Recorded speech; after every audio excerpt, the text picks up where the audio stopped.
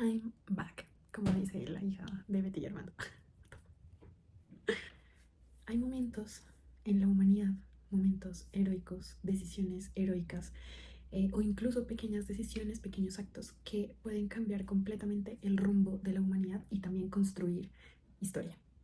Esos momentos únicos que construyen historia son lo que Stefan Zweig llama momentos estelares de la humanidad. Lo escribió como en pequeñas historias narrando momentos, acontecimientos, actos heroicos que para él pues son momentos estelares que la humanidad vivió o que cambiaron de cierta manera el rumbo y la historia pues de nuestra especie humana.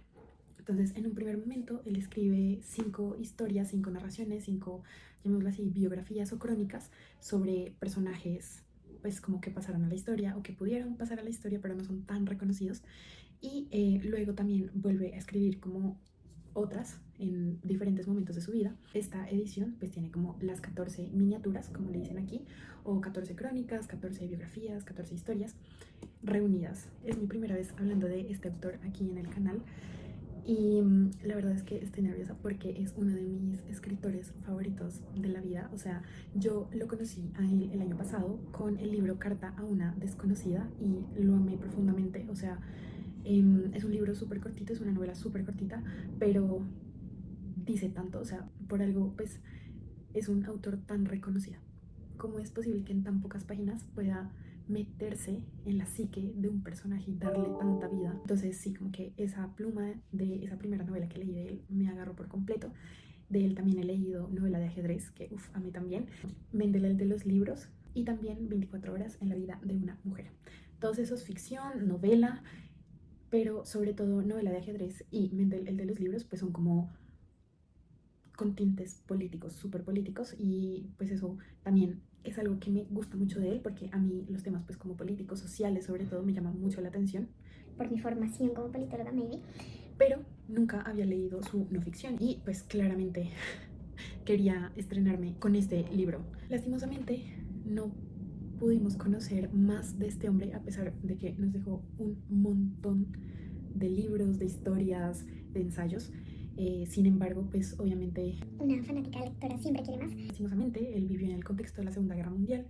Él era de una familia judía, sin embargo, pues como culturalmente, pero él siempre dijo como, pues sí, nosotros somos judíos, pero pues no es como que realmente practicáramos. Él decía que pues él venía de una familia como de libertarios, de intelectuales, como de libre pensantes, pensadores, sí, cuya vida no estaba como muy ligada a la religión judía. Pero pues eso obviamente no le iba a perdonar Hitler y su régimen nazi. Entonces él decide como huir de Alemania, como durante esta época iba como por diferentes países, terminando en Brasil, acá en Sudamérica, y llega a un punto crítico en la guerra en la que todo estaba como ya, o sea, todo el mundo ya decía que Alemania iba a ganar. Y es allí donde él con su segunda esposa deciden pues quitarse la vida porque él no podía soportar como ver que el régimen nazi ganara y pues hiciera como del mundo lo que se le diera la gana. Él pues no puede ver que al final pues el régimen nazi no ganó, fue derrotado. Yo siento que si hubiera esperado un poquitito más, tal vez hubiéramos podido conocer más cosas de él, pero pues también es cierto que de pronto también regresar a un mundo tan cambiado después de la guerra, pues igual hubiera terminado en el mismo final para él, quién sabe, no lo sabemos. Pero bueno, cerrando paréntesis, este librito, como ya les decía, nos va a narrar como 14 miniaturas o crónicas o historias sobre diferentes personajes, donde Zweig no pretende como darnos cuenta de toda la vida de este personaje o de este suceso, sino simplemente narrarnos lo que para él fue como el momentos previos para que surgiera este momento estelar, como estos segundos de lucidez y de extraordinariedad. Esta edición es una edición que tiene como estas 14 miniaturas recolectadas por orden cronológico, es decir, el orden en que sucedieron a lo largo de la historia, no en el orden en que de pronto él los haya escrito. Empezamos por Cicerón, allá en la antigua Roma, cuando el Imperio Romano pues aún era el imperio del mundo, o sea, el wow. Y pues nos va a narrar un poco cómo Cicerón fue el primer humanista, ¿no? El primer republicano, el primero que defendió sobre los imperios y sobre las dictaduras y sobre las monarquías, la república, la libertad, del pueblo. Y digamos que Stefan dice allí como qué hubiera pasado si este hombre hubiera tenido éxito con sus ideas. El rumbo de la historia hubiera sido diferente. Probablemente, no lo sabemos. No les voy a contar porque de verdad me encantaría que lo lean. Luego nos va a llevar por la conquista de Bizancio el 29 de mayo de 1453. O bueno, inicia el 29 de mayo de 1453 cuando este sultán loco, le voy a decir. Sultán Mehmed, una de sus ambiciones es conquistar el último bastión del Imperio Romano de Oriente, porque para esto ya muchos siglos después pues ya vemos como que el Imperio Romano se fragmenta, que se hace entonces el Imperio Romano en Occidente y el Imperio Romano de Oriente. El Imperio Romano de Oriente es Bizancio y es el último bastión y su capital pues es Constantinopla. Entonces es lo que, digamos que el legado de este imperio es lo que hoy llamamos como la religión cristiana ortodoxa, que es como un poco Rusia y todas estas partes, y el imperio pues romano occidental es un poco lo que el legado fue el cristianismo católico, y bueno, todas sus vertientes después de guerras y de malentendidos, etc. Pero entonces, en 1453, este hombre, Mehmed, su ambición en la vida, su meta en la vida era conquistar el último bastión del Imperio Romano Oriental, porque según él, pues ese territorio le pertenecía a él, a su imperio, y no pues a la Iglesia Católica.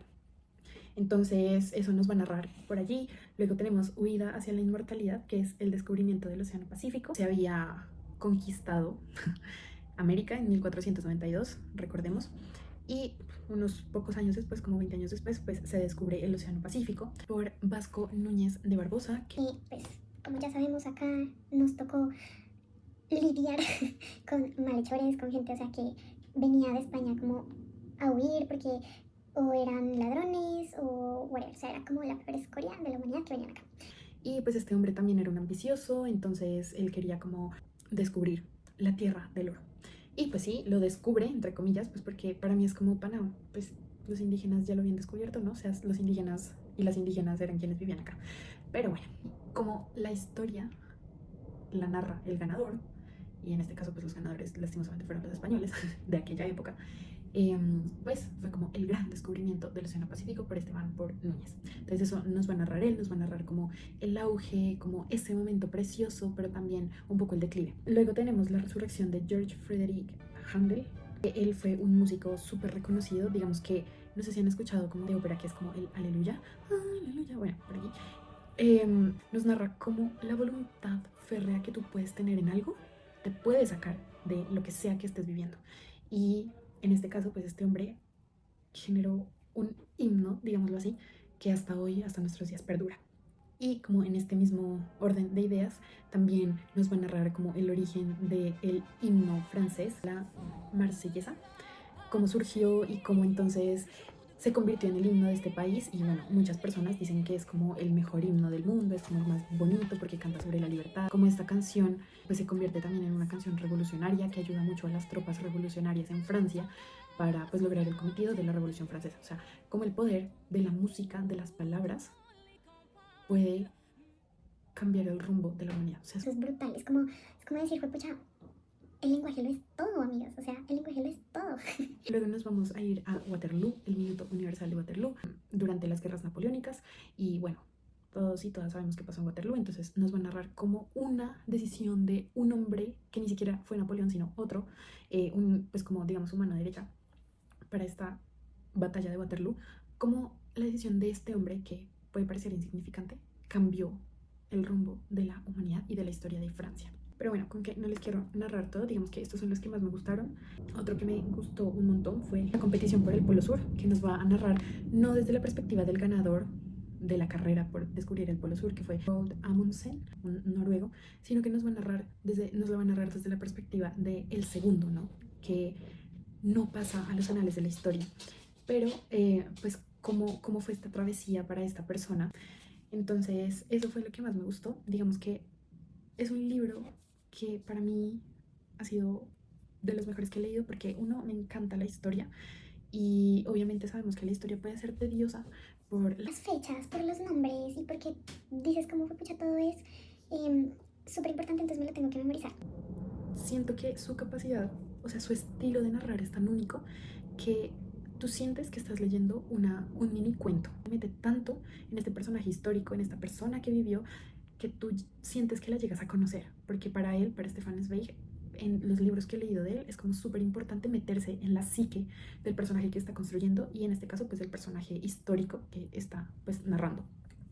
Entonces como que sientes que conoces a este personaje, a Cicerón, que conoces a Napoleón, que conoces a Scott, que conoces a Esteban Núñez y que hay momentos en que empatizas con estos personajes, hay momentos en que dices, no, no joder, hermano, porque se va por ese lado, o sea, sí, como que de verdad te mete en la historia. Entonces eso es algo que yo recalco mucho de este libro. Quiero seguir leyendo su no ficción. De hecho, ya compré como la biografía que él escribió sobre María Estuardo. No lo tengo aquí, lo tengo en la casa de mis abuelitos, porque mi abuelita es también amante de María Estuardo. Entonces, como que quiero leerlo con ella. Este libro pues me sirvió como para decir, pues pucha, este hombre sabe contar las cosas. Bueno, les voy a leer como algo que yo escribí sobre este libro, pues para como no olvidarme y tenerlo como allí. Y pues que quisiera como dejárselos a ustedes. Y es que si tuviera que escribir a este libro en una sola palabra sería apasionante, o sea, literal, de principio a fin. Este libro pues no solo nos va a enseñar historia, sino que también nos conecta con la historia, o sea, nos da momentos inmersivos en la historia. Además, Zweig nos recuerda que detrás de los grandes eventos hay personas reales con miedos, sueños y decisiones difíciles. Pero bueno, hasta aquí, no sé, mi reseña, opinión, análisis, contarles de este libro Momentos Estelares de la Humanidad de Stefan Zweig. Si les gusta la historia, léanlo. No lo lean de un solo golpe.